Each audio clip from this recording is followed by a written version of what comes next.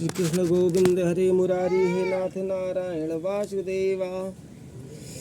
श्री सूत जी बोले, श्रेष्ठ मुनियों, अब मैं पुनः आगे की कथा कहूँगा, आप लोग सुनिए। प्राचीन काल में उल्कामुख नाम के एक राजा था। वह जितेंद्रिय, सत्यवादी तथा अत्यंत बुद्धिमान थे।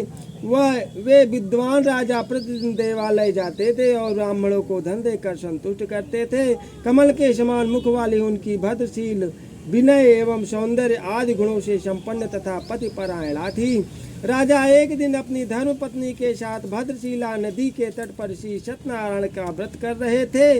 उसी समय व्यापार के लिए अनेक प्रकार के पुष्कल धनराशि से संपन्न एक साधु बणिक वहां आया। भद्र नदी के तट पर नाव को स्थापित कर वह राजा के समीप गया और राजा को उस व्रत में दीक्षित देखकर विनय पूर्वक पूछने लगा। साधु ने कहा, राजन, आप भक्त युक्त चित्त से यह क्या कर रहे हैं? कृपया यह सब बतलाइए, इस समय मैं सुनना चाहता हूँ। राजा बोले, हे साधो, पुत्र आदि की प्राप्ति की कामना से अपने बंधु बांधवों के साथ मैं अतुल तेज संपन्न भगवान श्री विष्णु का व्रत एवं पूजन कर रहा हूँ। राजा की बात सुनकर साधु ने आनंद पूर्वक कहा, राजन, इस विषय में आप मुझे यह सब विस्तार से बतलाइए। आपके कथनानुसार मैं व्रत एवं पूजन करूंगा। मुझे भी संतति नहीं है, इसलिए अवश्य ही संतति की प्राप्त होगी। ऐसा विचार कर वह व्यापार से निवृत्त हो आनंद पूर्वक अपने घर आया। उसने अपनी भार्या से संतति प्रदान करने वाले इस सत्य व्रत को विस्तार पूर्वक बतलाया तथा जब मुझे संतति की प्राप्त होगी तब मैं इस व्रत को करूंगा। इस प्रकार उस साधु ने अपनी भार्या लीलावती से कहा। एक दिन उसकी लीलावती नाम की सती साध्वी भार्या पति के साथ आनंद चित्त ऋतुकालीन धर्माचरण प्रवृत्त हुई और भगवान श्री सत्यनारायण की कृपा से उसकी वह भार्या गर्भिणी हुई। 10वें महीने उसने कन्या रत्न की उत्पत्ति हुई तथा वह शुक्ल पक्ष के चंद्रमा की भांति प्रतिदिन बढ़ने लगी।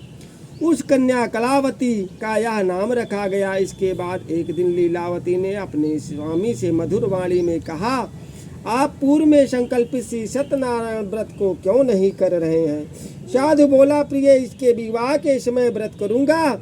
इस प्रकार अपनी पत्नी को भली भांति आश्वस्त कर वह व्यापार करने के लिए नगर की ओर चला गया। इधर कन्या कलावती पिता के घर बढ़ने लगी।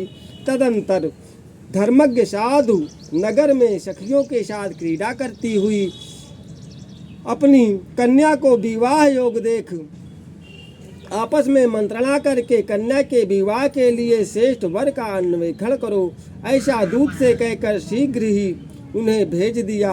उनकी आज्ञा प्राप्त करके दूत कांचन नामक नगर में गए। वहां उन्होंने एक बणिक पुत्र को लेकर आए। उस साधु उस बणिक पुत्र को सुंदर और गुणों से संपन्न देख अपनी जात के लोगों तथा बंधु बांधवों के साथ संतुष्ट चित्त होकर विधि विधान से बणिक पुत्र के साथ कन्या का दान कर दिया।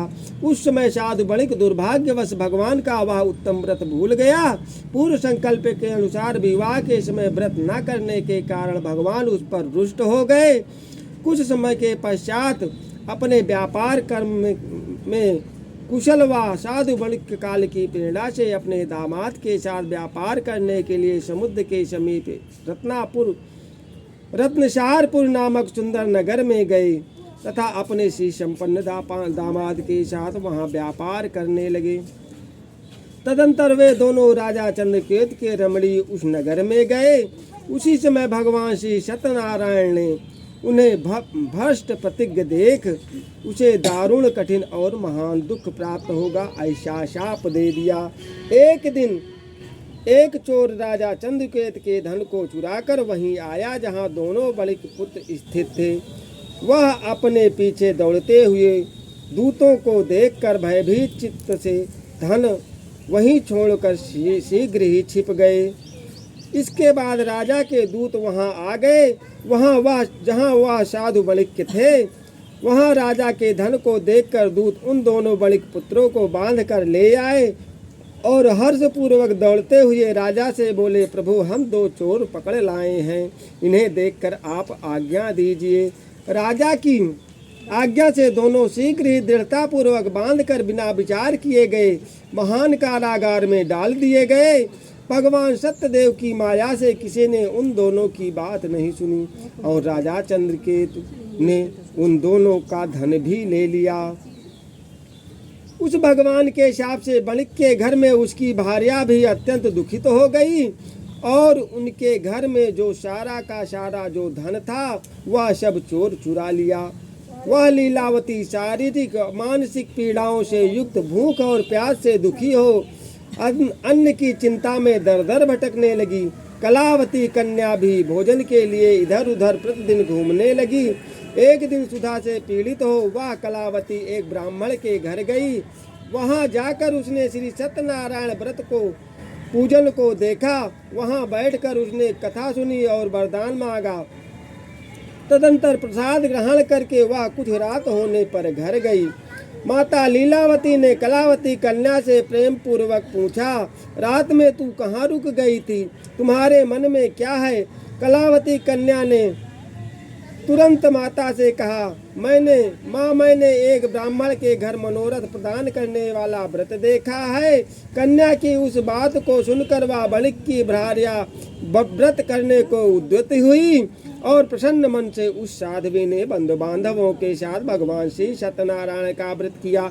इस प्रकार प्रार्थना की कि हे भगवान, आप हमारे पति और जया माता के अपराध को क्षमा करें। वे दोनों अपने घर शीघ्र आ जाएं। इस व्रत से भगवान सत्यनारायण पुनः संतुष्ट हो गए तथा उन्होंने नृपकेतु चंद्रकेतु को स्वप्न दिखाया और स्वप्न में कहा कि हे नृपश्रेष्ठ, प्रातः काल दोनों बड़े पुत्रों को छोड़ दो और वह सारा धन भी दे दो जो तुमने इस समय ले लिया है, अन्यथा राज धन और पुत्र सहित तुम्हारा सर्वनाश कर दूंगा। राजा ने स्वप्न में ऐसा कहकर भगवान सत्यनारायण वहीं अंतर ध्यान हो गए। इसके अंतर प्रातःकाल राजा ने अपने सभासदों के साथ सभा के मध्य बैठकर अपना स्वप्न लोगों को बताया और कहा, दोनों बंदी बणिक पुत्रों को शीघ्र ही मुक्त कर दो। राजा की ऐसी बात सुनकर वे राज्य पुरुष दोनों महाजनों को बंधन मुक्त करके राजा के समीप लाकर विनय पूर्वक बोले, महाराज, बेड़ी बंधन से मुक्त करके दोनों बणिक पुत्र लाए गए हैं। इसके बाद दोनों महाजन बणिक पुत्र नृपश्रेष्ठ चंद्रकेतु को प्रणाम करके अपने पूर्व वृत्तांत का स्मरण करते हुए भय विह्वल हो गए और कुछ बोल न सके। राजा ने बणिक पुत्रों को देखकर आदर पूर्वक कहा, आप लोगों को प्रारब्ध बस यह दुख प्राप्त हुआ है, इस समय अब और कोई भय नहीं है। ऐसा कहकर उन्होंने बेड़ी खुलवाकर छौर कर्म आदि करवाया। राजा ने वस्त्र अलंकार देकर उन दोनों बड़े पुत्रों को संतुष्ट किया तथा सामने बुलाकर वाणी द्वारा अत्यधिक आनंदित किया। पहले जो धन लिया था उसे दुगना करके दिया। तदंतर राजा ने पुनः उनसे कहा, साधो आप अपने घर को जाएं। राजा को प्रणाम करके, राजा आपकी कृपा से हम जा रहे हैं, ऐसा कहकर उन दोनों महावैश्यों ने अपने घर की ओर प्रस्थान किया।